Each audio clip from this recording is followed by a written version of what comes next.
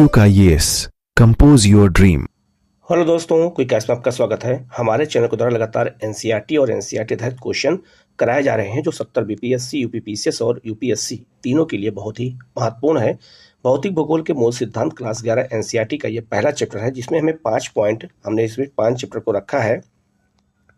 पृथ्वी की आंतरिक संरचना को, ज्वालामुखी चट्टानों के प्रकार, भूकंप और महाद्वीपीय विस्थापन सिद्धांत। यहाँ से क्वेश्चन बहुत ज़्यादा पूछे जाते हैं क्योंकि ये ज्योग्राफी का कोर एरिया है।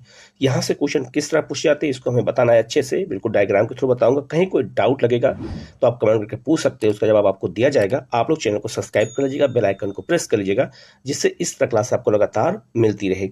ये भौतिक भूगोल के मूल सिद्धांत जो ये क्लास 11 की एनसीईआरटी है, बहुत ही महत्वपूर्ण एनसीईआरटी है क्योंकि यहाँ से चैप्टर से सीधे सीधे क्वेश्चन जो है आपके एग्जाम में पूछे जाते हैं, इसलिए यहाँ के क्वेश्चन को कराना बहुत जरूरी है। फिर भी आपको कहीं कोई डाउट लगता है तो आप कमेंट करके जरूर पूछेगा, आप लोग उसका जवाब दिया जाएगा। आप लोग चैनल को सब्सक्राइब कर लीजिएगा, वीडियो को शेयर कीजिएगा जिससे इस तरह क्लास आपको लगातार मिलती रहे। हम लोग शुरू करते हैं सीधे क्वेश्चन की ओर। पहला क्वेश्चन है, निम्नलिखित में से पृथ्वी की आंतरिक संरचना की जानकारी प्राप्त करने के अप्रत्यक्ष स्रोत कौन कौन से हैं? ध्यान रखना, जो पृथ्वी की आंतरिक संरचना है, आप जैसे चित्र में देख सकते हैं कि सबसे ऊपर क्रस्ट है, इसके बाद आपका मेंटल है, मेंटल के बाद आपका जो है कोर एरिया है। लेकिन पृथ्वी के आंतरिक भाग में अभी तक तो कोई गया है नहीं, तो इसका मतलब है कि हमें अप्रत्यक्ष रूप से ही ये जानकारी प्राप्त होती है कि पृथ्वी के अंदर क्या क्या चीजें हैं, कौन सा एरिया ठोस है, कौन सा एरिया मेंटल अर्थात द्रव अवस्था में है और कौन सा ठोस अवस्था में है। इसकी जानकारी का केवल एकमात्र तरीका है अप्रत्यक्ष स्रोत, क्योंकि पृथ्वी के आंतरिक भाग में कोई गया नहीं है। तो पृथ्वी की आंतरिक संरचना के बारे में जानकारी के अप्रत्यक्ष स्रोत कौन कौन से होते हैं? तो पहला है आपका भूकंप। तो जब भूकंप आता है तो भूकंप आने से 3 तरंगें उत्पन्न होती हैं, पी, एस और एल। पी तरंगे जो है ठोस, द्रव और गैस तीनों में चलती हैं। एल जो एस तरंगे होती है ये केवल ठोस में चलती हैं और एल तरंगे भी ठोस में चलती हैं। तो इसका मतलब अगर पी तरंगे ठोस, द्रव और गैस में चल रही हैं तो इसका मतलब है कि पृथ्वी के आंतरिक भाग में कहीं न कहीं द्रव अवस्था है और कहीं न कहीं ठोस अवस्था है। क्यों? क्योंकि जो पी तरंगे होती है जब वो चलती हैं तो उनकी स्पीड कहीं पे कम कहीं पे ज़्यादा हो जाती है। इसका मतलब है कि आंतरिक भाग में माध्यम अलग अलग है। ठीक है, तो पहला भूकंप हो जाएगा। दूसरा हो जाएगा चुंबकीय क्षेत्र। चुंबकीय क्षेत्र भी जो है पृथ्वी की आंतरिक संरचना की हमें जानकारी देता है, कहाँ चुंबकत्व ज़्यादा है और कहाँ चुंबकत्व कम होता है। तीसरा है उल्कापिंड। उल्कापिंड से हमें जानकारी इसलिए मिलती है क्योंकि जो हमारी पृथ्वी है वो पृथ्वी सूर्य का हिस्सा थी, कभी वो टूट करके अलग हुई है और सूर्य से ही उल्कापिंड भी अलग हुए हैं। तो उल्कापिंड की जो चट्टानें होती हैं और जो पृथ्वी की चट्टानें होती हैं दोनों सेम है। इसका मतलब है कि इसका पृथ्वी की आंतरिक संरचना भी उसी तरह की बनी हुई जैसे आपकी उल्कापिंड में है। और गुरुत्वाकर्षण, गुरुत्वाकर्षण जैसे जैसे पृथ्वी के हम आंतरिक भाग में जाते हैं तो गुरुत्वाकर्षण क्या होता है, बढ़ता है। तो इसका मतलब है कि गुरुत्वाकर्षण भी पृथ्वी की जो है आंतरिक संरचना को जानकारी का प्रमुख स्रोत माना जाता है। तो इसका आंसर क्या हो जाएगा, डी हो जाएगा। तो पृथ्वी की आंतरिक संरचना के बारे में जानकारी के चारों स्रोत हैं, भूकंप है, उल्कापिंड है, चुंबकीय क्षेत्र और गुरुत्वाकर्षण। इन चारों से हमें पृथ्वी की आंतरिक संरचना की जानकारी मिलती है। तो इसका आंसर क्या हो जाएगा, आपका डी हो जाएगा। ठीक है, नेक्स्ट आपका गुरुत्वाकर्षण बल का मान ध्रुवों पर अधिक और भूमध्य रेखा पर कम होता है। तो बिल्कुल सही है कि पृथ्वी है, पृथ्वी पर याद रखना विषुवत रेखा पर जो है गुरुत्वाकर्षण बल जी का मान अधिक होता है। क्यों होता है? क्योंकि यहाँ पृथ्वी की गति जो है बहुत तेज होती है, तो यहाँ पे कम होता है गुरुत्वाकर्षण का मान। लेकिन भूमध्य रेखा पर पृथ्वी की गति क्या होती है, घूर्णन गति जो होती है वो धीमी होती है, बिल्कुल जीरो होती है। तो यहाँ जो है गुरुत्वाकर्षण बल अधिक होता है। जैसे जैसे हम ये विषुवत रेखा से ध्रुवों की ओर जाएंगे तो गुरुत्वाकर्षण क्या होता है, बढ़ता जाता है। और हम जब ध्रुवों से जो है क्या कहते हैं भूमध्य रेखा की ओर आएंगे तो गुरुत्वाकर्षण जी का मान घटता जाएगा। तो बिल्कुल ये सही है। दूसरा है आपका पृथ्वी के अंदर। ठीक है, दूसरा ऑप्शन है, कारण है कि पृथ्वी के अंदर गहराई बढ़ने के साथ साथ तापमान, दाब तथा घनत्व में वृद्धि होती है। बिल्कुल सही है। जैसे जैसे हम पृथ्वी के आंतरिक भाग में जाएंगे तापमान बढ़ता जाएगा, दाब बढ़ता जाएगा, प्रेशर बढ़ेगा और घनत्व भी बढ़ता जाएगा। तो इसका मतलब है कि दोनों चीज़ें होंगी। लेकिन याद रखना कथन अलग जो है बात कर रहा है और कारण अलग बात कर रहा है, तो उसकी सही व्याख्या नहीं हो रही है। तो इसका आंसर क्या हो जाएगा, आपका बी हो जाएगा। दोनों सही है लेकिन एक दूसरे की व्याख्या नहीं कर रहे हैं, तो इसका आंसर हो जाएगा आपका बी हो जाएगा। ठीक है, नेक्स्ट क्वेश्चन आपका, नीचे दिए गए कथनों में कौन सा कथन असत्य है? इसमें कौन सा कथन है जो असत्य है? पहला है महाद्वीपीय प्रॉपर्टी का निर्माण सिलिका और एल्यूमिनियम जैसे खनिजों से हुआ है। बिल्कुल सही है। इसीलिए देखना जो पृथ्वी का ऊपरी भाग जो हम क्रस्ट कहते हैं, भू प्रॉपर्टी कहते हैं, तो ये किसका बना हुआ है, ये सिलिका और एल्यूमिनियम का बना है, इसलिए इसको हम सियाल कहते हैं। ठीक है, तो पहला ऑप्शन सही हो जाएगा। दूसरा है आपका महासागरीय जो है प्रॉपर्टी जो क्रस्ट है वो आपका सिलिका और आयरन से बना है, गलत हो जाएगा। वो भी सिलिका और एल्यूमिनियम से ही बना है, महासागरीय जो है क्रस्ट भी उसी का बना हुआ है, तो दूसरा ऑप्शन गलत हो जाएगा, यही इसका आंसर हो जाएगा क्योंकि यहाँ असत्य पूछा जा रहा है। ठीक है, इसके अलावा भूप्रॉपर्टी अथवा मेंटल का ऊपरी भाग मिलकर के स्थल मंडल कहलाता है, ये बिल्कुल सही है। और पर्वतीय श्रृंखलाओं के क्षेत्र में भूप्रॉपर्टी की मोटाई अधिकतम होती है, बिल्कुल सही है, क्योंकि पर्वतीय क्षेत्र ऊंचे होते हैं तो वहां पर क्रस्ट की मोटाई क्या होती है, अधिक होती है, ये भी बिल्कुल सही हो जाएगा। तो इसका आंसर क्या हो जाएगा, बी हो जाएगा, जो गलत है। तो इसका आंसर बी हो जाएगा। ठीक है, नेक्स्ट क्वेश्चन है, निम्नलिखित कथनों पर विचार कीजिए और पृथ्वी के भूगर्भ के संबंध में असत्य कथन की पहचान कीजिए। इसमें असत्य पूछा जा रहा है। पहला है आपका, भूगर्भ में प्रॉपर्टी के नीचे भाग को मेंटल कहा जाता है, बिल्कुल सही है। आप जैसे चित्र में देख सकते हैं कि जो आपका क्रस्ट है उसके नीचे का भाग मेंटल कहलाता है, जो द्रवावस्था में है। दूसरा है आपका, ज्वालामुखी उद्गार के दौरान जो लावा धरातल पर आता है उसका स्रोत भूगर्भ का क्रोड होता है, गलत हो जाएगा, मेंटल। मेंटल से जो है निकल करके लावा आता है, मैग्मा होता है, वही लावा ऊपर कहलाता है, तो दूसरा ऑप्शन इसमें गलत हो जाएगा। तीसरा है आपका, मेंटल का विस्तार दुर्बलता मंडल तक पाया जाता है, तो मेंटल का जो विस्तार वो दुर्बलता मंडल के जो है नीचे तक भी पाया जाता है। तो इसका आंसर 2 और जो 3 है, 1, 2 और 3 जो है क्या हो जाएगा आपका, गलत हो जाएगा। तो इसका आंसर क्या हो जाएगा आपका, सी हो जाएगा। 2 और 3 क्या है, गलत है। नेक्स्ट आपका, पृथ्वी के क्रोड के संबंध में दिए गए कथनों पर विचार कीजिए और इसमें सत्य कथनों की पहचान कीजिए। पृथ्वी के क्रोड के संदर्भ में, तो पृथ्वी का क्रोड बिल्कुल ठोस अवस्था में है, जो आपका निकेल का बना है और लोहे का बना हुआ है। लिखा है, पृथ्वी का बाह्य कोर तरल अवस्था में तथा आंतरिक क्रोड जो है वो ठोस अवस्था में है। पहला तो ये बिल्कुल सही है। तो क्रोड भी जो है याद रखना 2 भागों में बटा हुआ है, आप जैसे चित्र में देख सकते हैं, एक बाहरी क्रोड और एक आंतरिक क्रोड। तो जो बाहरी क्रोड होता है वो थोड़ा तरल अवस्था में है और जो आंतरिक क्रोड होता है वो थोड़ा सा क्या है, ठोस अवस्था में है, तो बिल्कुल सही है। पृथ्वी के कुल आयतन में सबसे अधिक हिस्सा क्रोड का पाया जाता है, ये भी बिल्कुल सही हो जाएगा। तो इसका आंसर क्या हो जाएगा, तो इसका आंसर सी हो जाएगा। 1 और 2 दोनों सही है। नेक्स्ट आपका, पृथ्वी के आंतरिक स्वरूप के संदर्भ में कौन सा कथन सही नहीं है। तो पृथ्वी के आंतरिक क्षेत्र के बारे में पूछा जा रहा है। पहला है आपका, महासागरीय भूप्रॉपर्टी का निर्माण अवसादी और कायांतरिक शैलों से हुआ है, गलत हो जाएगा। ये जो महासागरीय भूप्रॉपर्टी है आग्नेय और अवसादित चट्टानों का हुआ है, ना कि क्रियान्वित चट्टानों का हुआ है। तो पहला ऑप्शन क्या हो जाएगा, गलत हो जाएगा और यही इसका आंसर है। ठीक है, इसके अलावा जो है आपका, मोहे सशक्त भूप्रॉपर्टी को मेंटल से अलग करता है, बिल्कुल सही है। पृथ्वी के अंदर गहराई के साथ तापमान और दाब बढ़ता है, ये भी बिल्कुल सही है। धरातल से क्रोड की ओर जाने पर शैलों का घनत्व बढ़ता है, ये भी सही है। तो जब हम पृथ्वी के अंदर जाते हैं तो तापमान भी बढ़ता है, दाब भी बढ़ता है और घनत्व भी बढ़ता है। तो तीनों ऑप्शन इसमें सही हो जाएगा, आपका ए इसमें गलत हो जाएगा। तो इसका आंसर ए हो जाएगा। नेक्स्ट क्वेश्चन है, भूकंप के संबंध में कौन सा कथन सही नहीं है। भूकंप के संबंध में पूछा जा रहा है। पहला है आपका, पृथ्वी का वह भाग जहां से भूकंप की उत्पत्ति होती है उसे अधिकेंद्र कहते हैं। ठीक है, तो याद रखना ये बिल्कुल जो है गलत हो जाएगा। जहां भूकंप की उत्पत्ति होती है उसे अधिकेंद्र नहीं कहते। अधिकेंद्र का है मतलब एपी सेंटर हो जाएगा। तो जहां से भूकंप की उत्पत्ति होती है, जैसे मान लीजिए 2 प्लेटें हैं, यहाँ पर कोई प्लेट है, ठीक है, जब भूकंप की जहाँ से उत्पत्ति होती है उसे केंद्र कहते हैं और जहाँ भूकंप पहली बार आकर के टच होता है उसे अधिकेंद्र कहते हैं। तो यह ऑप्शन गलत हो जाएगा। ठीक है, दूसरा, भूकंपीय तरंगों को सबसे पहले जो है उद्गम स्थान पर महसूस किया जाता है, तो ये भी बिल्कुल गलत हो जाएगा। उद्गम स्थान पर महसूस नहीं करते हैं, अधिकेंद्र पे महसूस करते हैं, यहाँ पे महसूस करते हैं, लेकिन उत्पत्ति यहाँ पे होती।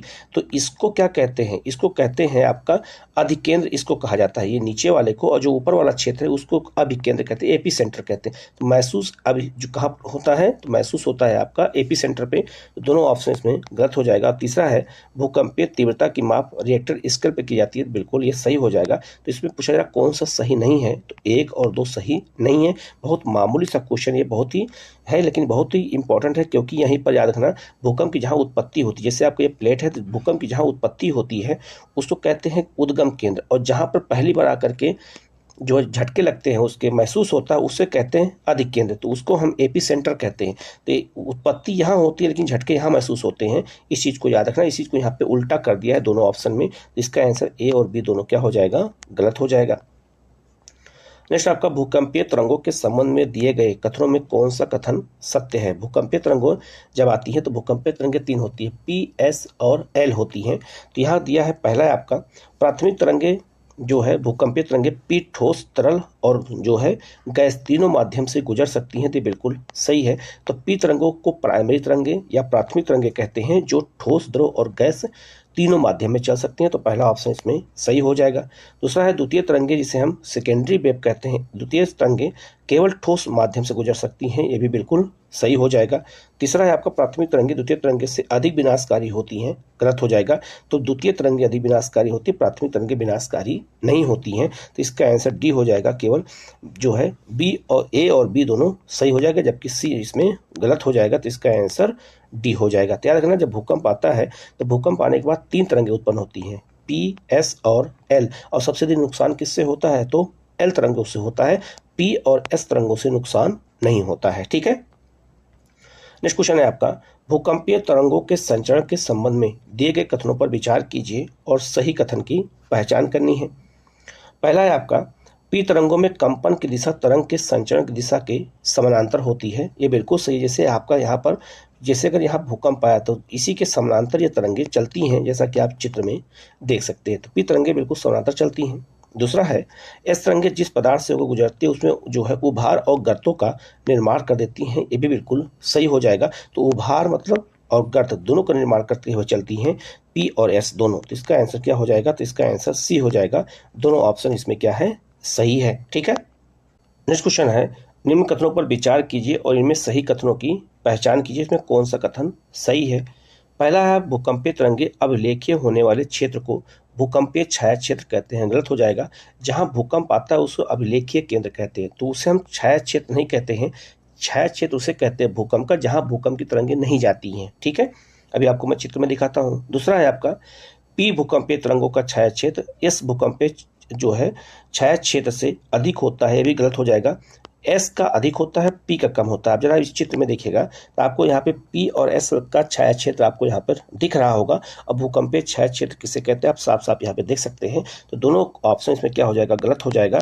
इसका आंसर क्या हो जाएगा, ना तो एक और ना ही दो, दोनों इसमें क्या है, गलत है। दोनों ऑप्शन सही नहीं है। अब इतने बारीकी वाले क्वेश्चन जब एग्जाम में पूछे जाते हैं तो गलत होने के चांस ज़्यादा होता है, क्योंकि हम इस पर बहुत ज़्यादा गौर नहीं करते हैं। ठीक है, नेक्स्ट आपका, धरातल पर उत्पन्न विभिन्न प्रकार के भूकंप तथा उनके उत्पन्न होने के कारण के संबंध में दिए गए युग्मों पर विचार कीजिए और सही कथन की पहचान करनी है। ठीक है, पहला आपका विवर्तन की मतलब होता है प्लेट टेक्टोनिक। भूकंप जो है भ्रंश स्थल के किनारे चट्टानों का खिसकना कहलाता है, बिल्कुल सही है। तो जब जो चट्टानें आपस में खिसकती हैं तो उसको हम विवर्तनिकी कहते हैं, प्लेट टेक्टोनिक कहते हैं, तो ये बिल्कुल सही हो जाएगा। दूसरा है आपका, विस्फोट भूकंप खनन क्षेत्रों में अधिक होते हैं, गलत हो जाएगा। याद रखना, विस्फोट जो है ये भूकंप खनन क्षेत्रों में अधिक होते हैं, लेकिन इससे भूकंप बहुत कम आते हैं, बहुत ज़्यादा विस्फोट वाला भूकंप नहीं आता है, गलत हो जाएगा। तीसरा है आपका, नियात भूकंप परमाणु और रासायनिक विस्फोटक होता है, ये भी गलत हो जाएगा। यहाँ इससे कोई मतलब ही नहीं है, तो इसका आंसर केवल एक सही होगा, केवल एक। तो इसका आंसर क्या हो जाएगा, केवल एक हो जाएगा। ठीक है, नेक्स्ट आपका, निम्न कथनों पर विचार कीजिए और सही कथन की पहचान कीजिए। पहला है आपका, लगभग 68% भूकंप प्रशांत महासागर के उस क्षेत्र में आते हैं जिसे रिंग ऑफ फायर अग्नि वलय कहा जाता है, तो ये बिल्कुल क्या हो जाएगा, तो ये बिल्कुल सही हो जाएगा। ठीक है, तो याद रखना, अग्नि वलय किसे कहते हैं, जो है रिंग ऑफ फायर किसे कहते हैं, आप चित्र में देख सकते हैं। प्रशांत महासागर किनारे किनारे भूकंप आते हैं, वहाँ ज्वालामुखी आते हैं। जब इसको हम अंतरिक्ष से देखते हैं तो आपको हमें ये जो है एक रिंग की तरह हुआ जलता हुआ दिखाई देता है, तो इसी को हम कहते हैं रिंग ऑफ फायर। तो यहाँ पे भूकंप सबसे ज़्यादा आते हैं, तो प्रशांत महासागरीय क्षेत्र के इस क्षेत्र में भूकंप बहुत ज़्यादा आते हैं, जो रिंग ऑफ फायर का क्षेत्र है।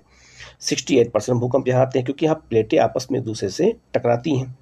दूसरा है, विश्व के लगभग 21% भूकंप पृथ्वी के मध्य पर्वतीय पट्टी में आते हैं। यह पट्टी मेक्सिको से हिमालय तक विस्तृत है, ये भी बिल्कुल सही है। तो आप चित्र में देखिएगा पूरा जो है कहाँ कहाँ भूकंप आता है, पूरा पट्टी यहाँ पे दी गई। हिमालय तक के क्षेत्र में भूकंप आते हैं, जो है 21%। तीसरा है आपका, अफ्रीकी झीलों, लाल सागर और मृत सागर वाली पट्टी में भूकंप अक्सर नहीं आते हैं। तो याद रखना, इस क्षेत्र में भूकंप नहीं आते, क्यों, क्योंकि यहाँ पर प्लेटें एक दूसरे से दूर जाती हैं। ठीक है, भारत में अधिकांश भूकंप हिमालय पर्वतीय और जो है पर्वत पादीय क्षेत्र में आते हैं, भी बिल्कुल सही हो जाएगा। तो सबसे अधिक भूकंप कहाँ आते हैं, भारत के हिमालय क्षेत्र में आते हैं।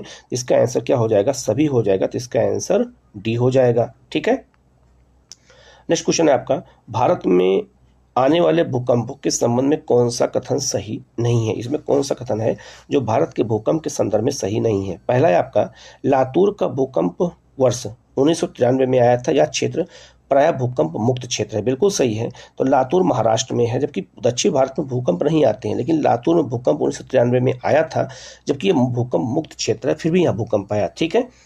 दूसरा है, लातूर के भूकंप का कारण जलाशय जनित दरारी चट्टानें थी। ये भी बिल्कुल क्या है, तो सही है। यहाँ पे जलाशय के जो है टूट जाने के कारण भूकंप आया था, ना कि प्लेटों के टकराने से भूकंप आया था। तो ए और बी दोनों सही हो जाएगा। कोयना क्षेत्र कहाँ है? ये महाराष्ट्र एक उसमें है, क्या कहते हैं आपका, गुजरात में है। तो कोयना क्षेत्र के भूकंप का कारण भारतीय प्लेट का खिसकना है, इससे कोई मतलब ही नहीं है, क्योंकि ये कोयना क्षेत्र गुजरात में, और गुजरात में भूकंप जो है प्लेटों के इंडियन प्लेट के खिसकने के कारण नहीं आता है। तो इसका आंसर ये वाला गलत हो जाएगा, ए और बी सही हो जाएगा। तो इसका आंसर क्या हो जाएगा आपका, डी हो जाएगा। ठीक है। नेक्स्ट आपका, निम्न में से कौन भूकंप से उत्पन्न प्रमुख कारण जो है प्रभाव को अभिलेखित करता है? तो भूकंप के कारण क्या प्रभाव पड़ता है, भूकंप का क्या प्रभाव पड़ता है, ये देखना है हमें।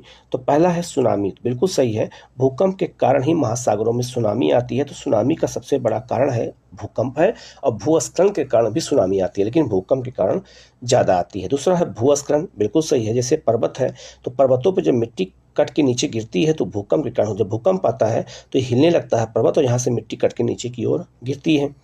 धरातलीय विसंगति हो जाती है, कहीं पे जो चट्टानें ऊपर हो जाती है, कहीं नीचे हो जाती हैं, कभी कहीं पे धरती नीचे की ओर धंस जाती है, तो वो भी जो है धरातलीय विसंगति होती है, ये भी होता है।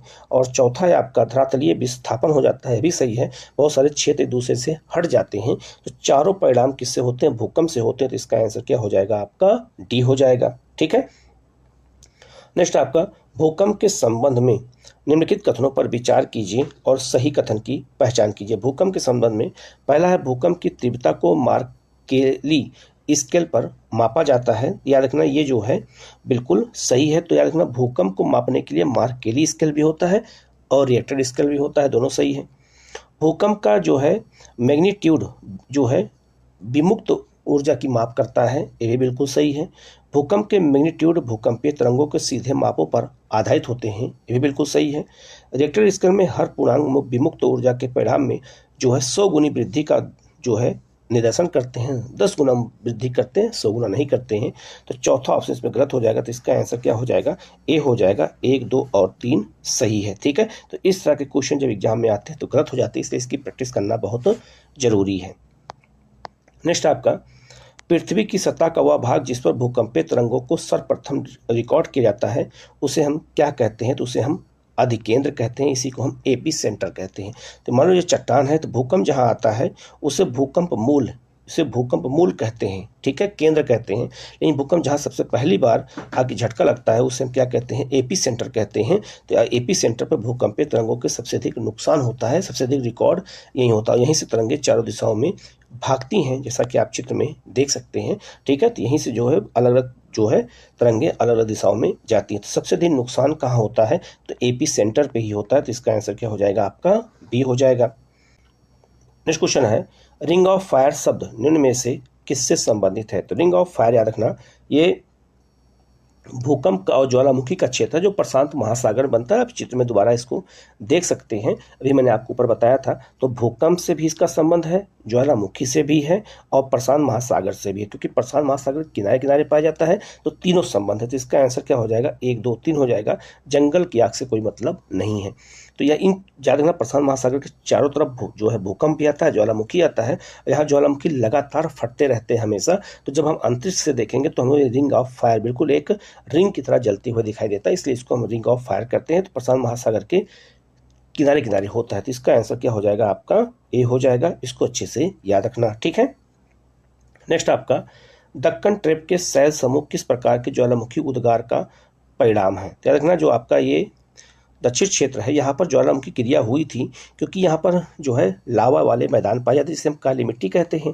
तो यहाँ जो ज्वालामुखी हुआ वो बेसाल्ट प्रवाह ज्वालामुखी क्षेत्र है। तो इसका आंसर क्या हो जाएगा आपका, डी हो जाएगा, क्योंकि यहाँ पे बेसाल्ट मतलब यहाँ पे लावा निकल के चारों तरफ फैल गया है, जिससे यहाँ पे लावा पठार का निर्माण हो गया, और लावा के ठंडा होने से बेसाल्ट बनता है। इसे बेसाल्ट प्रवाह ज्वालामुखी कहते हैं। यहाँ पे ज्वालामुखी विस्फोट न होकर के केवल दरारों से ज्वालामुखी का मैग्मा निकल करके ऊपर की ओर फैलता चला गया, और एक जो है बेसाल्ट लावा पठार का निर्माण कर दिया। तो इसका आंसर क्या हो जाएगा आपका डी हो जाएगा। तो इस तरह के जो है क्वेश्चन एग्जाम में पूछे जाते हैं। तो याद रखना जो आपका दक्कन ट्रैप है ये ज्वालामुखी क्रिया से बना है, इसलिए वहाँ पे काली मिट्टी पाई जाती है। नेक्स्ट आपका ज्वालामुखी क्रिया के संबंध में दिए गए कथनों में से कौन सा कथन सही है। ज्वालामुखी क्रिया के संबंध में कौन सा कथन सही है इसमें, ठीक है। पहला है ज्वालामुखी क्रिया के दौरान तरल चट्टानी पदार्थ भूगर्भ के दुर्बलता मंडल से निकल करके बाहर धरातल पर आता है, बिल्कुल सही है। तो पृथ्वी है, इसके नीचे जो आपका ये क्रस्ट है, नीचे दुर्बलता मंडल है, यहाँ से मैग्मा निकल करके और धरातल पे आकर के फैलता, जिसे हम लोग क्या कहते हैं, लावा कहते हैं। तो पहला ऑप्शन सही हो जाएगा। दूसरा है आपका तरल चट्टानी पदार्थ जो दुर्बलता मंडल से निकल कर धरातल पर पहुंचता है उसे हम लावा कहते हैं, बिल्कुल सही हो जाएगा। नीचे रहेगा तो मैग्मा, ऊपर आ जाएगा तो उसे लावा कहेंगे, और लावा के ठंडा होने से बेसाल्ट चट्टान बनती है जो मुलायम चट्टान होती है। तो दोनों ऑप्शन इसमें क्या हो जाएगा, ए और बी सही हो जाएगा। तीसरा क्या है, ज्वालामुखी क्रिया में केवल सल्फर के यौगिक बाहर आते हैं, बिल्कुल गलत हो जाएगा। ज्वालामुखी क्रिया से सल्फर के यौगिक के अलावा कार्बन डाइऑक्साइड, नाइट्रस ऑक्साइड, ऐसी बहुत सारी गैसें निकलती हैं, जलवाष्प होता है, सब होते हैं। तो इसका आंसर केवल 1 और 2 सही होगा, जबकि तीसरा ऑप्शन इसमें गलत हो जाएगा, ठीक है। नेक्स्ट आपका सील्ड ज्वालामुखी के संबंध में दिए गए कथन में कौन सा कथन असत्य है। सील्ड ज्वालामुखी किसे कहते हैं, पहले आप इसको देख लीजिएगा। ये भी ज्वालामुखी का एक प्रकार है, ठीक है। पहला है आपका यह ज्वालामुखी बेसाल्ट से निर्मित होता है, बिल्कुल सही है। हवाई द्वीप के ज्वालामुखी इसके सबसे अच्छे उदाहरण है, बिल्कुल सही हो जाएगा। तो हवाई द्वीप अमेरिका में है, ठीक है, और ये प्रशांत महासागर में यहाँ पे जो ज्वालामुखी आते हैं वो इसी के उदाहरण है, सील्ड ज्वालामुखी के उदाहरण है, और ये बहुत ज़्यादा विस्फोट नहीं करते हैं। तीसरा है आपका यह ज्वालामुखी अधिक विस्फोटक होते हैं, गलत हो जाएगा, ज़्यादा विस्फोटक नहीं होते हैं। इस ज्वालामुखी के निकास का जो है, निकास पर सिंडर शंकु का निर्माण हो जाता है, ये भी बिल्कुल सही हो जाता है। सिंडर शंकु किसे कहते हैं आप चित्र में दे सकिएगा। तो ऊपर जो आपका पर्वत है, पर्वत के ऊपर एक जो है शंकु बन जाता है, जिसमें बाद में झील बन जाती है, उसे हम सिंडर शंकु कहते हैं, ठीक है। तो चौथा भी इसमें सही हो जाएगा। लेकिन पूछा क्या जा रहा है, असत्य कौन सा है, तो इसमें असत्य है आपका सी असत्य है, क्योंकि बहुत ज़्यादा विस्फोटक नहीं होते। तो इसका आंसर क्या हो जाएगा, सी हो जाएगा। नेक्स्ट आपका निम्नलिखित में से कौन सा कथन सही है, इसमें कौन सा कथन सही है। पहला है ज्वालामुखी उद्गार के दौरान निकलने वाला लावा के ठंडा होने से बेसाल्ट सेल का निर्माण होता है, ठीक है। तो ये बिल्कुल सही हो जाएगा। बेसाल्ट सेल का निर्माण किससे होता है, तो ज्वालामुखी के उद्गार से जो लावा निकलता है, लावा के ठंडा होने से ही बेसाल्ट चट्टान का निर्माण होता है, ये बिल्कुल सही हो जाएगा। जब लावा धरातल के नीचे ठंडा होकर जम जाता है तो उससे जो है पाताली सेल का निर्माण होता है, ये भी बिल्कुल क्या हो जाएगा, सही हो जाएगा। क्यों सही हो जाएगा, क्योंकि जो पाताली मतलब होगा ग्रेनाइट चट्टानों का निर्माण होता है किससे, मैग्मा के ठंडा होने से।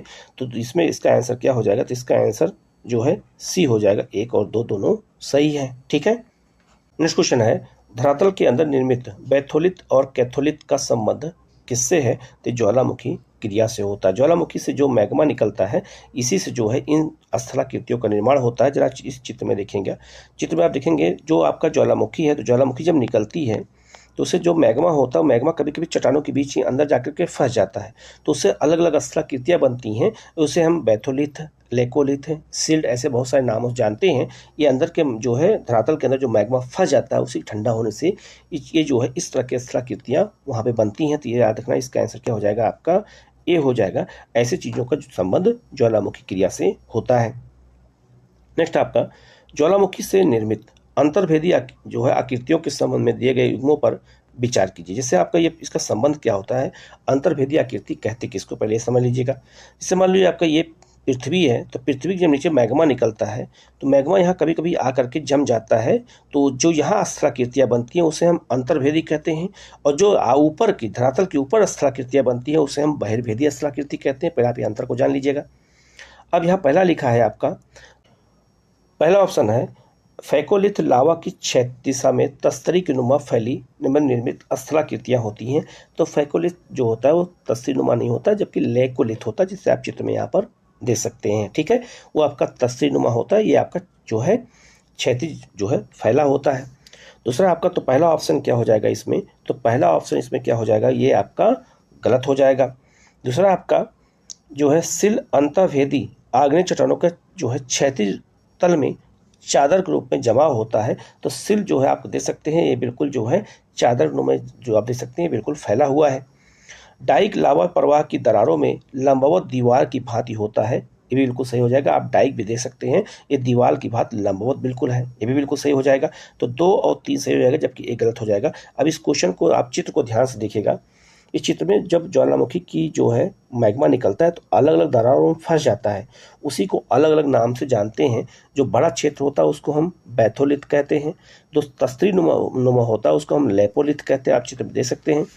जो आपका चादर नुमा फैला हुआ उसे सिल कहते हैं, और जो दीवार के रूप में खड़ा हुआ है उसे हम डाइक कहते हैं। तो ऐसे अलग अलग अस्त्राकृतियों का निर्माण धरातल के अंदर होता है ज्वालामुखी से। अब इतना डीपली क्वेश्चन एग्जाम में पूछा जाता है, इसलिए इसको बहुत अच्छे से जानना और समझने की जरूरत है। तो इसका आंसर क्या हो जाएगा?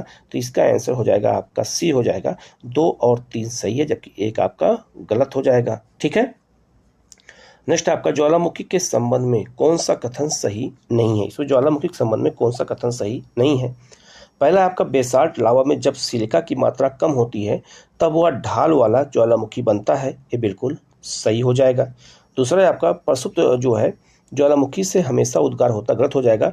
जो है सक्रिय ज्वालामुखी से हमेशा उद्गार होता है, जबकि प्रसुप्त ज्वालामुखी से उद्गार नहीं होता, लेकिन भविष्य में उद्गार होने की संभावना होती है, क्योंकि ज्वालामुखी उद्गार के आधार पर 3 प्रकार के होते हैं, एक सक्रिय ज्वालामुखी, एक प्रसुप्त ज्वालामुखी और एक शांत ज्वालामुखी। तो प्रसुप्त ज्वालामुखी से कभी कभी होता है, हमेशा नहीं होता है। तो बी ऑप्शन इसमें क्या हो जाएगा? गलत हो जाएगा। बाकी इसमें सब क्या है? सही हो जाएगा।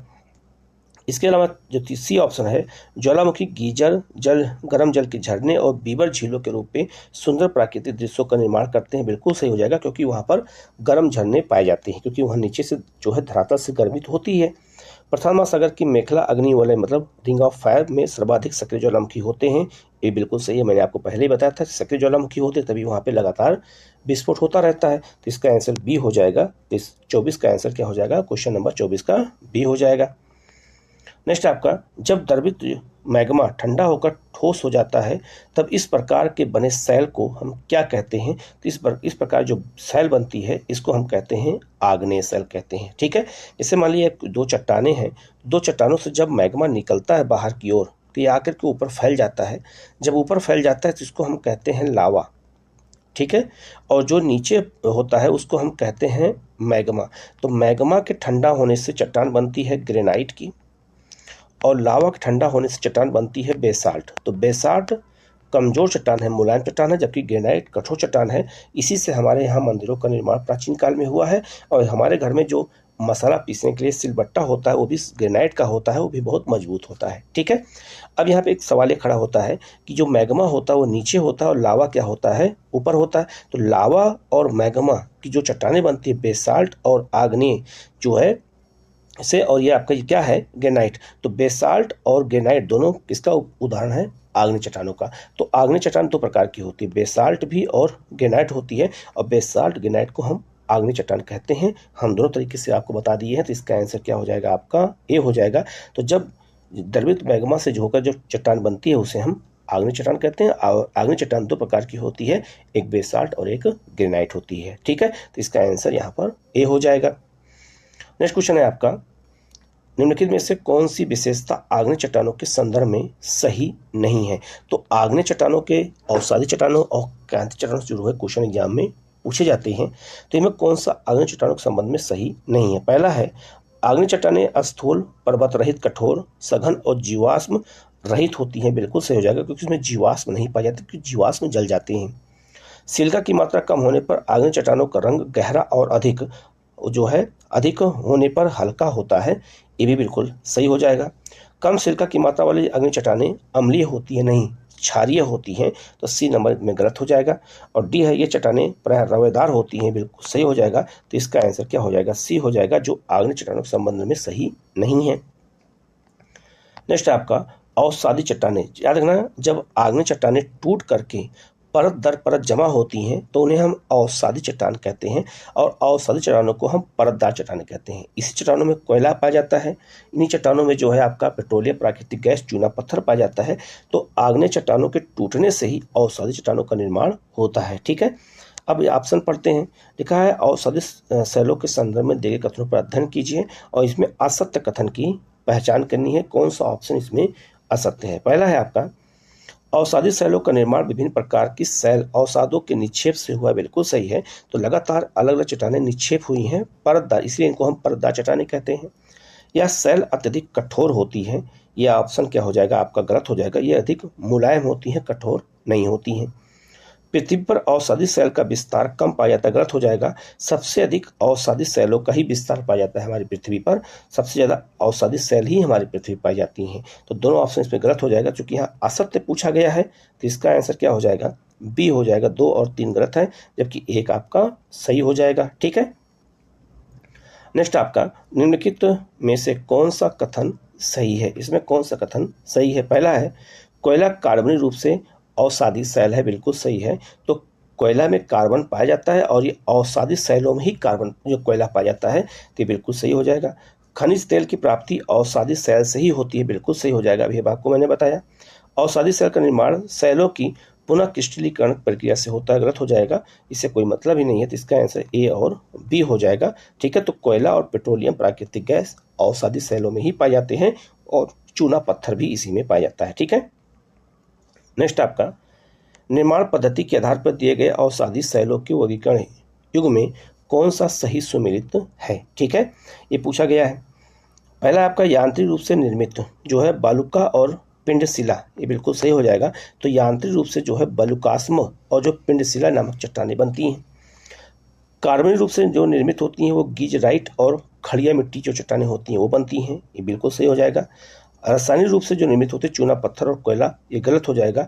रासायनिक रूप से चूना पत्थर नहीं बनते, जबकि चूना पत्थर और कोयला यांत्रिक रूप से बनते हैं। ठीक है, अधिक दबने से बनते हैं, तो इसका आंसर क्या हो जाएगा, 1 और 2 हो जाएगा, तो इसका आंसर जो है बी हो जाएगा। ठीक है, नेक्स्ट आपका उच्च ताप और दाब के कारण निम्न में से कौन सी कायांतित सेलों में परिवर्तित हो सकती हैं। मतलब ये हुआ, अगर मान लो कोई चट्टान है, अगर चट्टान धरती के नीचे दब जाती है तो अधिक दाब पड़ेगा, तो अधिक तापमान बढ़ जाएगा, तो उसका रंग बदल जाता है। जब शैवालों का रंग बदल जाता है तो उसे हम कहते हैं रूपांतरित या कायांतित चट्टानें कहते हैं, मेटामॉर्फिक चट्टानें कहते हैं। तो ये पूछा जा रहा है इसमें कौन कौन चट्टानें बदल जाती हैं। तो आग्नेय और अवसादी दोनों चट्टानें अपना रंग बदल देती हैं, तो इसका आंसर सी हो जाएगा। तो आग्नेय चट्टानों से और अवसादी चट्टानों से दोनों से जो है कायांतित चट्टानें बनती हैं, जैसा आप चित्र में दे सकते हैं। ये चट्टानों का एक साइकिल दिया गया है। ठीक है, आग्नेय चट्टानें, अवसादी चट्टानें और कायांतित चट्टानें सब एक दूसरे में बदल सकती हैं, तो इसका आंसर क्या हो जाएगा, यहाँ पर सी हो जाएगा। अब इतने बेसिक क्वेश्चन जब पूछे जाते हैं एग्जाम में तो गलत होने के चांस ज़्यादा होता है, इसलिए इसको बहुत अच्छे से करने की ज़रूरत है। नेक्स्ट क्वेश्चन बहुत महत्वपूर्ण है। लिखा है आपका जो है सूची 1 को सूची 2 से सुमेलित करना है। ठीक है, और ऐसे क्वेश्चन जब एग्जाम में आते हैं तो गलत होने का चांस भी क्या होता है, अधिक होता है। पहला है आपका अंतर्भेदी आग्नेय सेल का उदाहरण कौन है। तो अंतर्भेदी आग्नेय सेल का उदाहरण कौन है आपका, यह है ग्रेनाइट है। मैंने अभी बताया था ये चट्टानें हैं, जब नीचे से मैग्मा ऊपर की ओर आता है तो आगे ऊपर फैल जाता है, तो उससे हम कहते हैं लावा। तो लावा को हम कहते हैं बहिर्भेदी, और जो ग्रेनाइट होता है उसे कहते हैं अंतर्भेदी, क्योंकि वो पृथ्वी के अंदर होता है। तो अंतर्भेदी आग्नेय चट्टान का उदाहरण कौन है, ग्रेनाइट है। तो 1 का क्या हो जाएगा, 3 हो जाएगा। दूसरा है बहिर्भेदी आग्नेय चट्टान कौन उदाहरण है, बेसाल्ट हो जाएगा, तो आपका बी हो जाएगा दूसरा। इसके बाद अवसादी सेल का उदाहरण कौन है, चूना पत्थर है, तो सी का हो जाएगा 4। और कायांतित चट्टानें किसका है, स्लेट। तो ग्रेनाइट चट्टानें ही बदल जाती हैं स्लेट में, तो याद रखना इसका रूप बदल जाता है, तो इसलिए उसको हम कायांतित चट्टानें कहते हैं, तो इसका आंसर बी हो जाएगा। ऐसे ही क्वेश्चन एग्जाम में पूछे जाते हैं। ठीक है, चट्टानों से जुड़े हुए। नेक्स्ट क्वेश्चन है आपका बहुत महत्वपूर्ण क्वेश्चन है। लिखा है निम्न में से कौन सा परिवर्तन या रूपांतरित होने वाली चट्टानों का युग्म सही सुमेलित है। ठीक है, तो एक तरफ मूल चट्टानें हैं, एक तरफ रूपांतरित चट्टानें हैं, उनका रूप बदल गया है। पहला है ग्रेनाइट। तो ग्रेनाइट किस में बदल जाता है, नीस में बदल जाता है, बिल्कुल सही है। और याद रखना ये जो ग्रेनाइट है ये नीस के अलावा स्लेट में बदलता है, ये भी याद रखना। बलुआ पत्थर बदल जाता है किस में, क्वार्टरजाइट में। और मिट्टी और सेल बदल जाते हैं स्लेट में। तो तीनों ऑप्शन सही हो जाएगा, तो इसका आंसर क्या हो जाएगा आपका डी हो जाएगा। ठीक है, नेक्स्ट आपका महाद्वीपीय विस्थापन सिद्धांत कौन दिया था, ये वेगनर महोदय ने दिया था और बताया था 1912 में कि सारे महाद्वीप पहले एक जगह पर इकट्ठा थे, उसे हम पेंजिया कहते हैं, और जो महासागर था उसे पेंथालसा कहते हैं, जैसे आप चित्र में देख सकते हैं।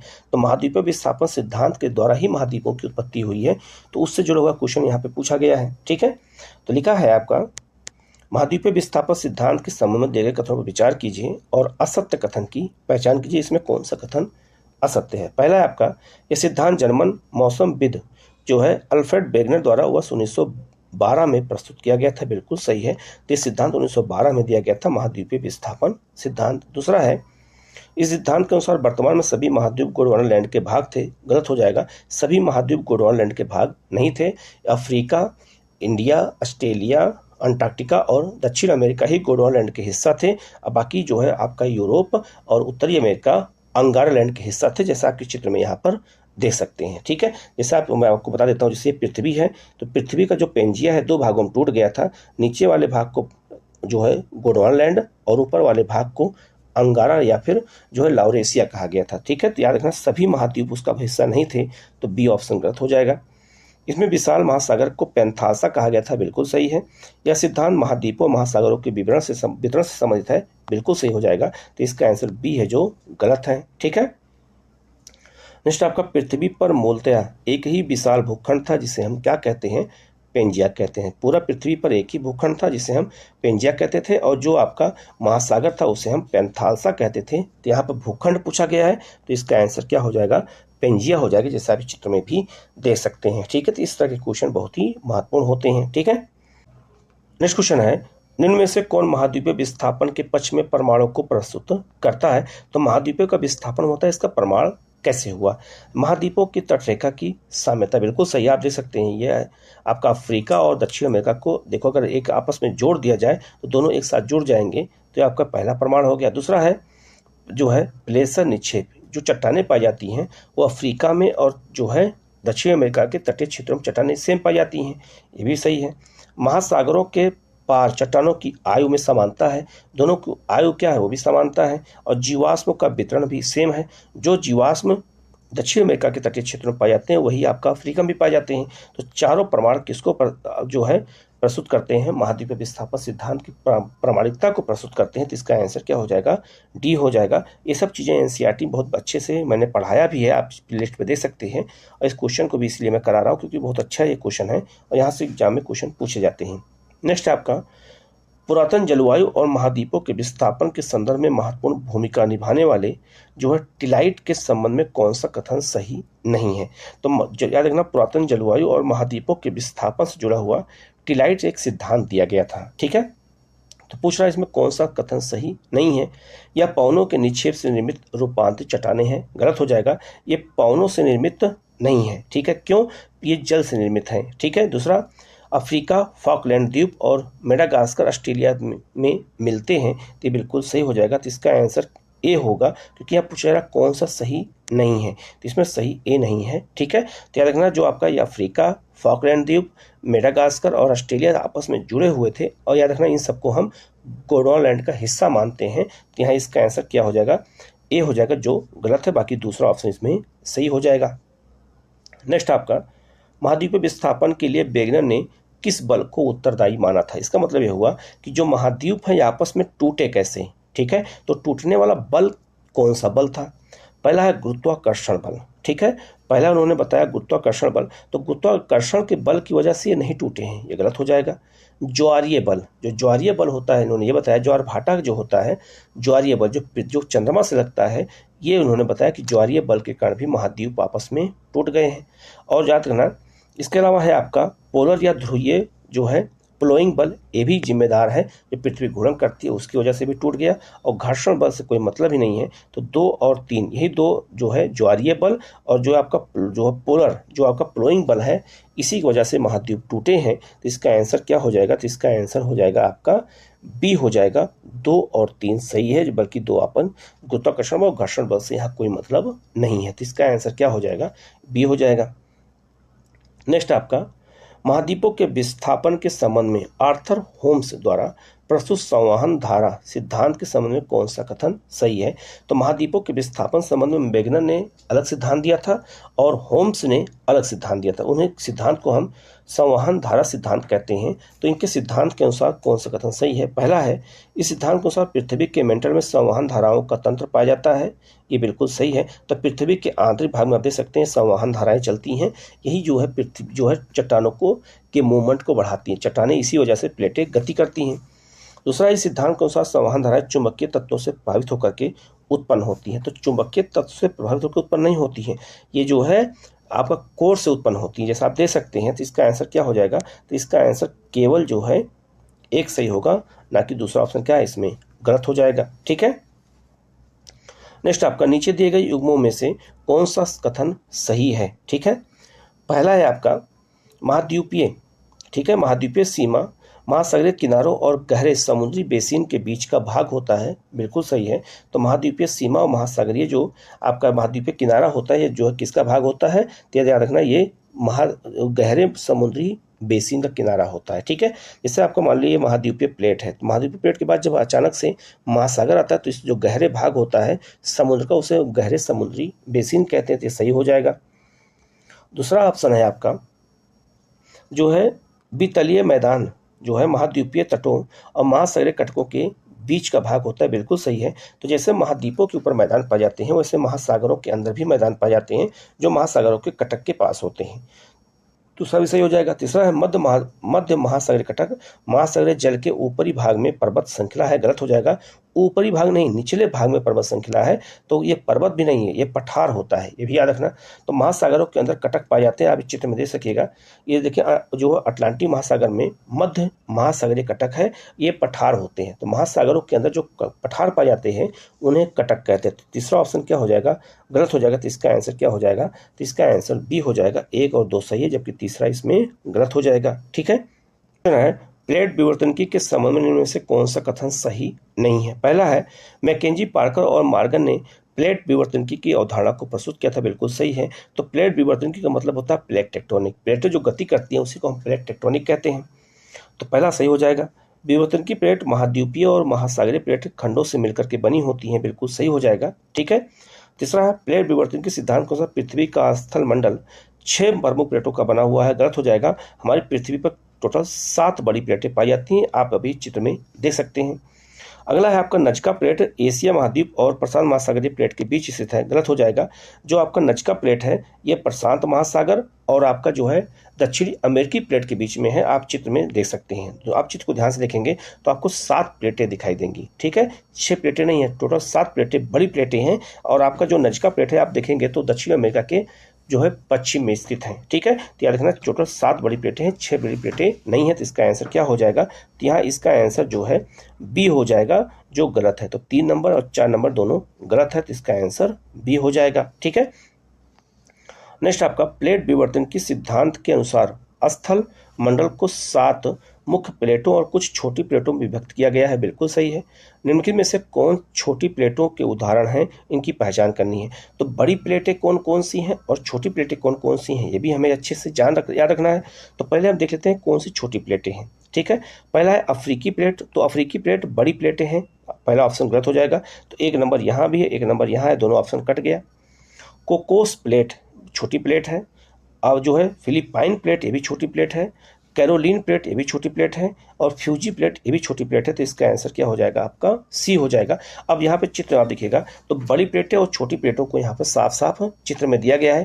तो अगर हम बड़ी प्लेटें देखें तो बड़ी प्लेटों में कौन कौन बड़ी प्लेटें हैं, तो आप देख सकते हैं। एक आपका बड़ी प्लेट है अफ्रीकन प्लेट, एक उत्तरी अमेरिकी प्लेट, एक दक्षिणी अमेरिकी प्लेट, एक यूरेशियाई प्लेट, एक इंडियन प्लेट, एक आपका जो है अंटार्कटिका प्लेट और एक ऑस्ट्रेलियाई प्लेट। ये बड़ी प्लेटें हैं।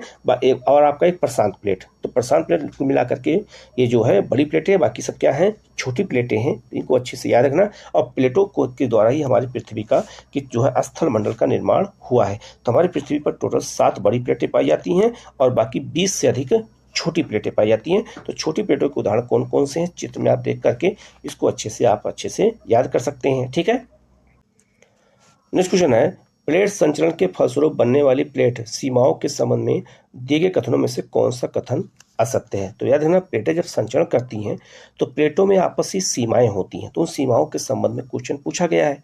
पहला है आपका है अपसारी सीमा पर नई प्रॉपर्टी का मतलब नई प्लेटों का निर्माण होता है, क्रस्ट का निर्माण होता है। तो अपसारी में बिल्कुल होता है। कैसे?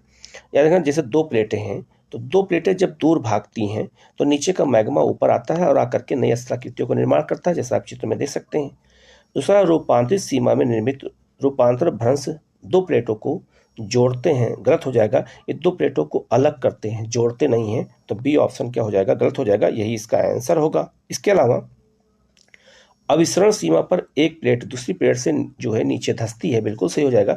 तो याद रखना आप सारी सीमा के सहारे दो प्लेटें आप चित्र में देख सकते हैं, दो प्लेटें एक दूसरे से नज़दीक आती हैं, एक प्लेट दूसरी प्लेट के नीचे चली जाती हैं, ठीक है। और जो अपसारी सीमा होती है उसमें दो प्लेटें एक दूसरे के विपरीत भागती हैं।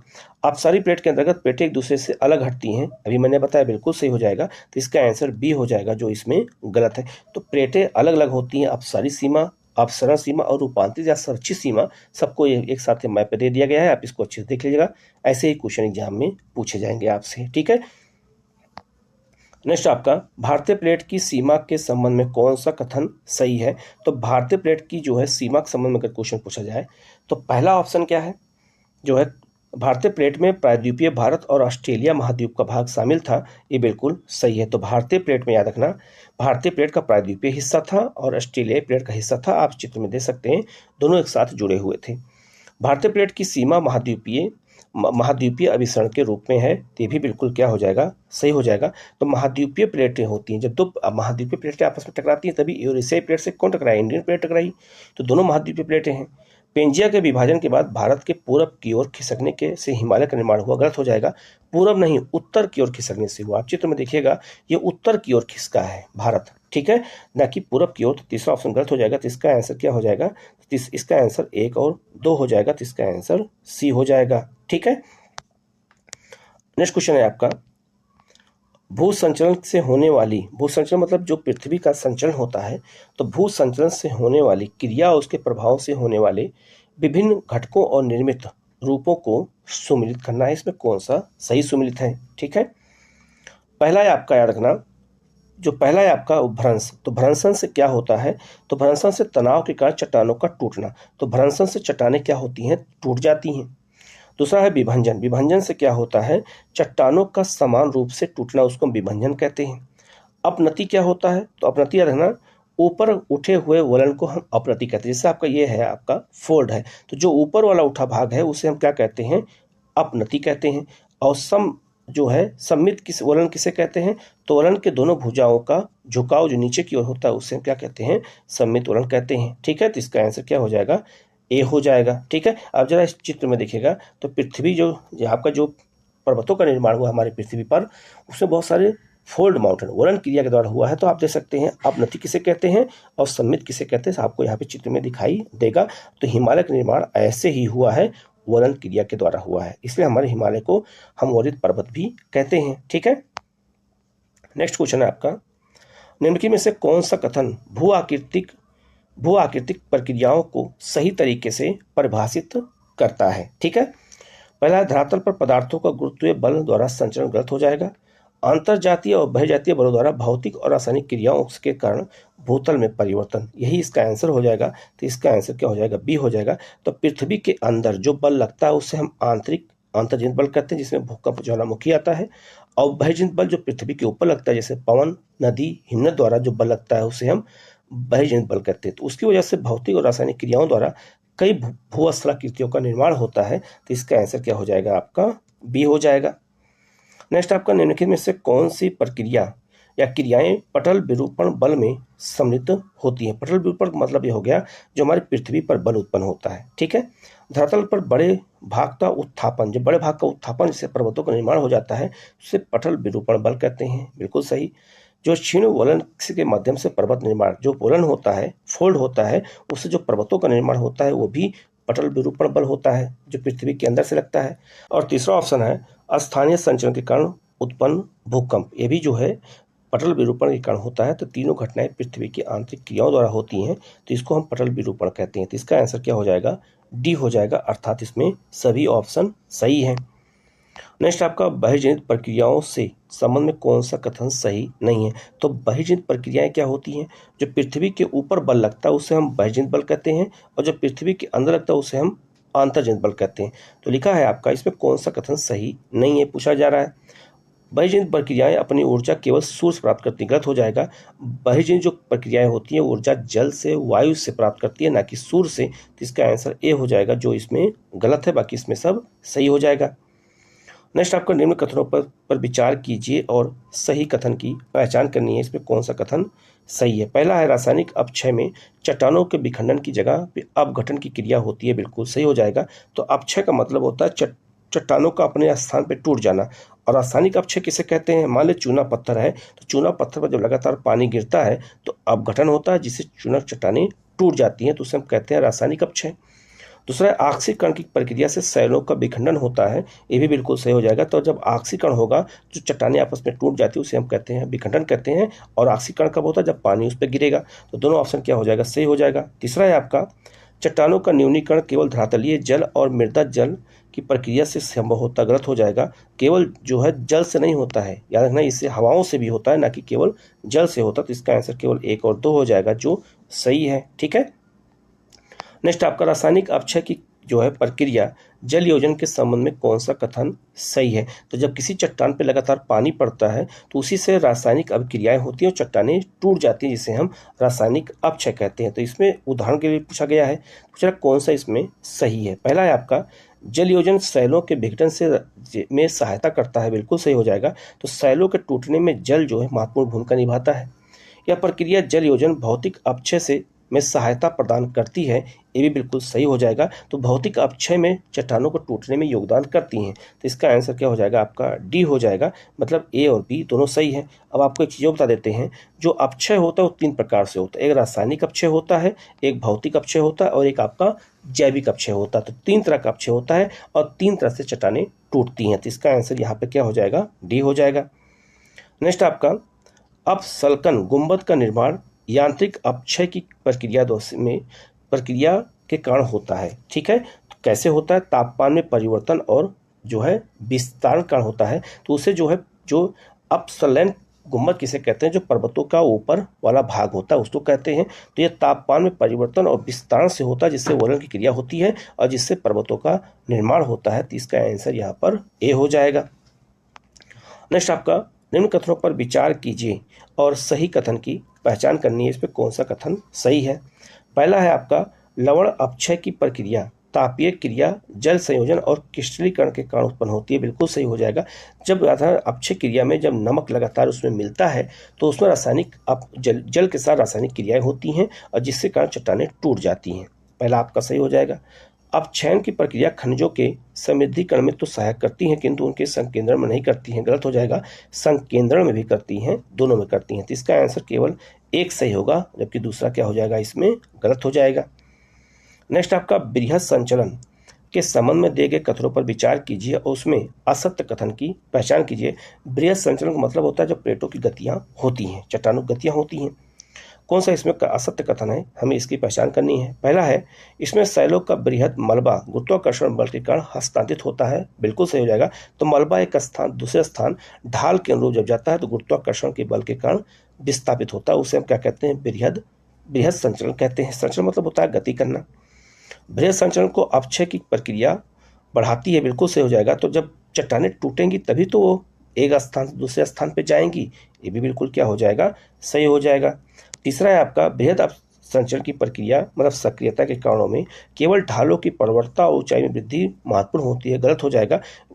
उसके साथ साथ गुरुत्वाकर्षण भी महत्वपूर्ण होता है, तो तीसरा आपसे गलत हो जाएगा। तो इसमें गलत कौन सा होगा? केवल 3 गलत हो जाएगा, क्योंकि यहाँ असत्य पूछा गया, तो इसका आंसर केवल बी होगा। ठीक है। नेक्स्ट क्वेश्चन है आपका निम्नलिखित कथनों पर विचार करना है। इसमें कौन सा कथन है और कौन सा कारण है जो सही व्याख्या कर रहा है? ठीक है। पहला है आपका हिमालय पर्वत श्रृंखला में प्रायः मलबा अवधाव और भूस्खलन की घटनाएं घटित होती रहती हैं, बिल्कुल सही है। तो हमारे यहाँ जो है मलबा अवधाव का मतलब होता है मलबे का सड़क करके नीचे की ओर गिरना, बरसात के समय होता है। और भूस्खलन दोनों घटनाएं हिमालय पर्वत में होती, क्योंकि हिमालय पर्वत कमजोर चट्टानों को बना हुआ है। दूसरा है आपका हिमालय पर जो है विवर्तन की दृष्टिकोण से अधिक अस्थायी है तथा यह घटित पदार्थों से बना है, गलत हो जाएगा। अस्थायी होता तो भूस्खलन आता ही नहीं, तो ये गलत हो जाएगा। तो इसका आंसर सी हो जाएगा, ए सही है और आर गलत है। ठीक है। नेक्स्ट आपका अपरदन और निक्षेपण के संबंध में कौन सा कथन सही नहीं है। पहले आपको हम बता देते हैं, अगर चट्टान अपने स्थान पर टूट जाती है तो उसको अपक्षय कहते हैं। जल और वायु द्वारा जब चट्टान एक स्थान दूसरे स्थान आती है तो उसको हम अपरदन कहते हैं, और जहां आकर के जमा हो जाती है उसे हम कहते हैं निक्षेपण कहते हैं, डिपोजिट कहते हैं। ठीक है, अब पूछा जा रहा है कि अपक्षय मतलब अपरदन और निक्षेपण के संबंध में कौन सा कथन गलत है, ये पूछा जा रहा है। पहला है आपका, अपरदन में सैलों के मलबों का परिवहन होता है, बिल्कुल सही है। तो मलबा एक स्थान दूसरे स्थान जब जाता है तो उसको हम क्या कहते हैं, अपरदन कहते हैं, बिल्कुल सही हो जाएगा। दूसरा है आपका, अपरदन के कारण उच्चावच का निम्नीकरण होता है, बिल्कुल सही हो जाएगा। कोई ऊंची नीची जमीन होती है तो जो है टूट करके जब सरकती है तो जमीन जो है क्या हो जाती है, नीचे हो जाती है, बिल्कुल सही हो जाएगा। तीसरा है, निक्षेपण अपरदन का एक प्रमुख कारण होता है, गलत हो जाएगा। अपरदन का परिणाम होता है निक्षेपण, क्योंकि वहां आकर मलबा जमा होता है तो अपरदन नहीं होगा तो निक्षेपण नहीं होगा, तो सी गलत हो जाएगा। तो इसका आंसर क्या हो जाएगा, आपका सी हो जाएगा। ठीक है, नेक्स्ट आपका, निम्न कथनों में से पर विचार कीजिए और सही कथन की पहचान करनी है, इनमें कौन सा कथन सही है। पहला है, पर्वतों के एक रेखा क्रम से व्यवस्थित होने को पर्वत श्रृंखला कहा जाता है, बिल्कुल सही है। तो जब कई पर्वत ऐसे होते हैं तो उनको हम पर्वत श्रृंखला कहते हैं, इसी को हम पर्वत माला भी कहते हैं। ठीक है, वलित पर्वत वह होते हैं जिनकी सतह ऊबड़ खाबड़ और शिखर स्क्वाकार होते हैं, ये भी बिल्कुल सही है। तो सतह क्या है, ऊबड़ खाबड़ होती है, और जो इनके शिखर होते हैं वो बिल्कुल शंकु आकार के होते हैं, बिल्कुल सही हो जाएगा। तीसरा है आपका, विश्व की सबसे पुरानी पर्वत श्रृंखला अरावली है, ये भी बिल्कुल सही है। तो अरावली आपका राजस्थान में है, ये विश्व की सबसे पुरानी वलित पर्वत श्रेणी है, जबकि हिमालय सबसे नवीन वलित पर्वत है। तो तीनों ऑप्शन सही हो जाएगा, तो इसका आंसर क्या हो जाएगा, आपका डी हो जाएगा। ठीक है, नेक्स्ट आपका, मनाकी पर्वत जिसकी ऊंचाई एवरेस्ट पर्वत शिखर से भी अधिक ऊंची है, यह किस महासागर में स्थित है। तो मनाकी पर्वत याद रखना ये किस महासागर में स्थित है, तो याद रखना ये प्रशांत महासागर में है, और याद रखना ये माउंट एवरेस्ट से भी काफी ऊंचा है। तो इसका आंसर क्या हो जाएगा, आपका ए हो जाएगा। ठीक है, और नेक्स्ट क्वेश्चन है आपका, निम्न में से कौन सा कथन सही है। इसमें कौन सा कथन है जो सही है, विश्व का सबसे ऊंचा पठार तिब्बत का पठार है, बिल्कुल सही है। भारत का दक्कन का पठार विश्व के पुराने पठारों में से एक है, ये भी बिल्कुल सही है, क्योंकि दक्कन का पठार गोंडवाना का हिस्सा था जो सरकते हुए ऊपर की ओर आया था। तो इसका आंसर क्या हो जाएगा, सी हो जाएगा। ठीक है, और नेक्स्ट क्वेश्चन है, मैदान के संबंध में दिए गए कथनों में से कौन सही कथनों का चुनाव करिए, कौन सा कथन इसमें मैदान के संदर्भ में सही दिया गया है। पहला है आपका, मैदान प्रायः समुद्र तल से 200 मीटर ऊंचे होते हैं, बिल्कुल सही है, इनकी औसत ऊंचाई 200 मीटर होती है मैदानों की। मैदानों का निर्माण नदियों और उनकी सहायक नदियों द्वारा होता है, बिल्कुल सही है। जैसे गंगा का मैदान, ब्रह्मपुत्र का मैदान किसके द्वारा हुआ है, नदियों द्वारा हुआ है, बिल्कुल सही हो जाएगा। मैदानी भागों में पठारी क्षेत्रों की तुलना में कम जनसंख्या पाई जाती है, गलत हो जाएगा।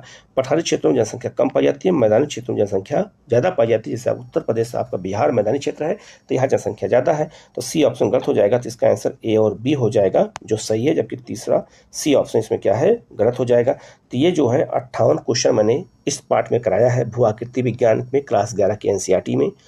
कहीं किसी क्वेश्चन में कोई डाउट होता है तो कमेंट करके पूछेगा, उससे जवाब आपको दिया जाएगा। आप लोग चैनल को सब्सक्राइब कर लीजिएगा, बेल आइकन को प्रेस कर लीजिएगा, जिससे इस तरह क्लास आपको लगातार मिलती रहे। Okay, thank you.